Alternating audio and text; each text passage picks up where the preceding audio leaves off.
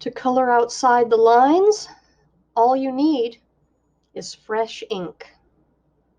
Break convention and bend the rules with stories that range from contemporary adventure and romance to fantasy and science fiction, and address topics as diverse as identity, poverty, coming out, gun violence, first love, and more.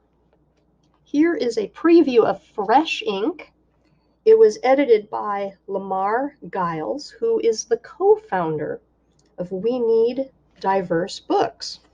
The selection I will read to you from is Eraser Tattoo by Jason Reynolds. Shay's father climbed up into the driver's seat of a rental truck and slammed the door, started the engine, cut the emergency blinkers, then honked the horn twice to say goodbye before pulling off. Moments later, another truck pulled up to the same spot. A replacement.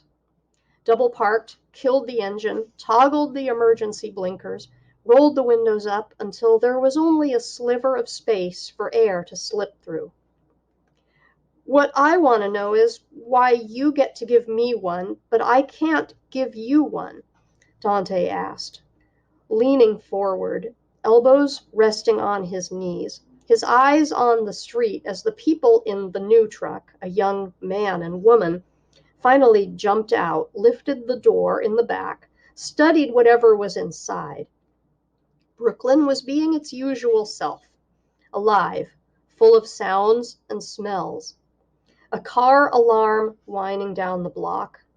An old lady sitting at a window blowing cigarette smoke. The scrape and screech of bus brakes every 15 minutes.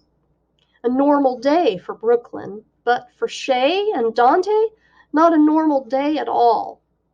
Oh, simple, 2 reasons. The first is that I can't risk getting some kind of nasty eraser infection. I'm too cute for that.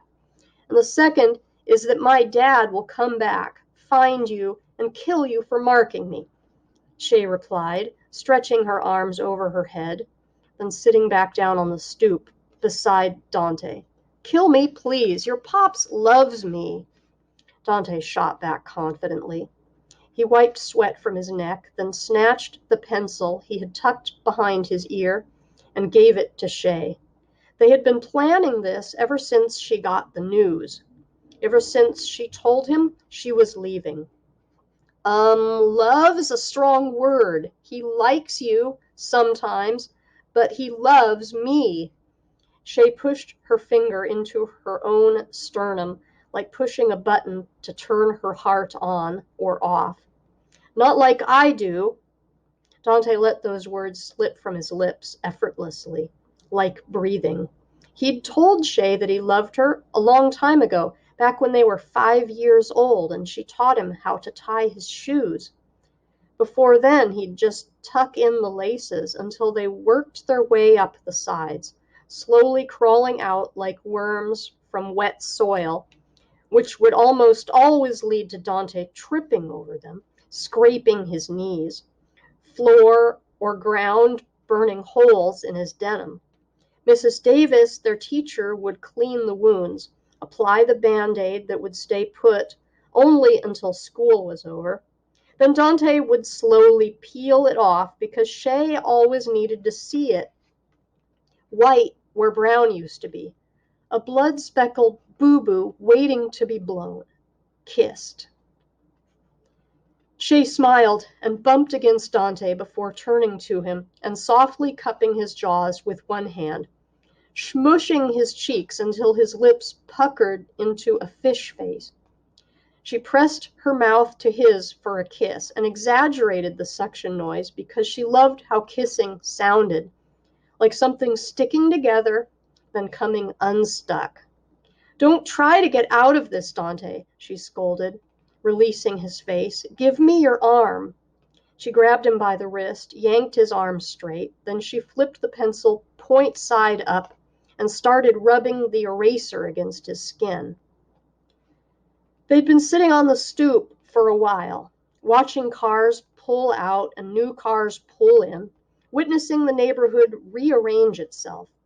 They'd been sitting there since Dante helped Shay's father carry the couch down and load it into the truck. The couch was last, and it came after the mattresses, dressers, and boxes with shoes or books or Shay's miscellaneous in slanted cursive, scribbled in black marker across the tops. Up and down the steps Dante had gone, back and forth, lifting, carrying, moving, packing, while Shay and her mother continued taping boxes and bagging trash, pausing occasionally for moments of sadness. Well, Shay's mother did at least. She couldn't stop crying. This had been her home for over 20 years. The small two-bedroom, third-floor walk-up with good sunlight and hardwood floors, a show fireplace and ornate molding, ugly pre-war bathroom tiles like standing on a psychedelic chessboard. This was where Shay took her first steps, where she took sink baths before pretending her dolls were mermaids in the big tub, where she scribbled her name on the wall in her room under the window before slinking into her parents' bed to snuggle. This was where she left trails of stickiness across the floor whenever coming inside with a popsicle from the ice cream truck, where she learned to water her mother's plants they weren't able to keep because now this space, their space, was gone, bought out from under them, empty, all packed into a clunky truck that was already headed south. And since Shay's father left early to get a jump on traffic, it seemed like a good idea to let her mother take a much-needed moment to weep in peace. Plus, then Shay could have a much-needed moment to eraser tattoo Dante. This has been a preview of Fresh Ink.